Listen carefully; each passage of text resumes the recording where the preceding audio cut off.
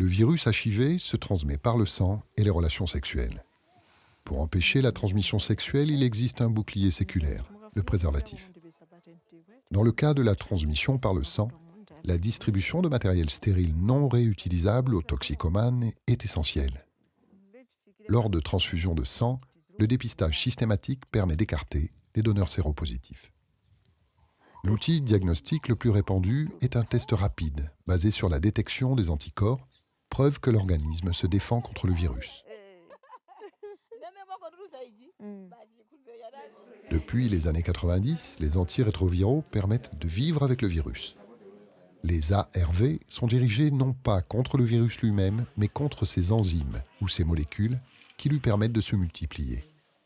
Les ARV bloquent la multiplication du virus sans le détruire.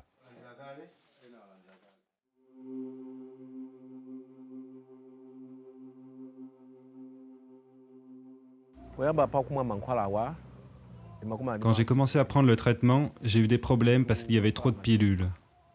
Je devais prendre 2 grosses pilules et elles étaient très difficiles à avaler. Petit à petit, je me suis habitué à ces médicaments et je n'ai pas eu d'effets secondaires. Maintenant, toutes les pilules sont rassemblées en une seule. Le médicament est facile à prendre et ma vie s'améliore.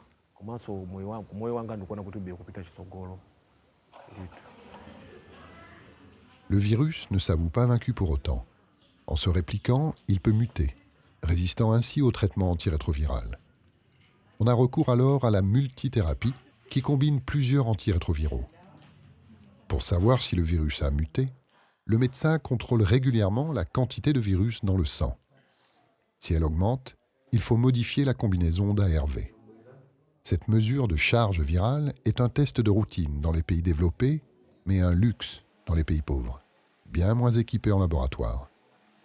Heureusement pour les pays en développement, il existe depuis quelques années des tests plus simples, tels que Samba.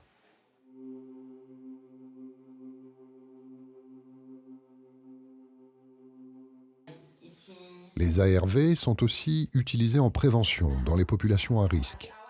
La transmission de la mère à l'enfant peut être quasiment éliminée si les femmes séropositives reçoivent un traitement antirétroviral pendant la grossesse et l'allaitement.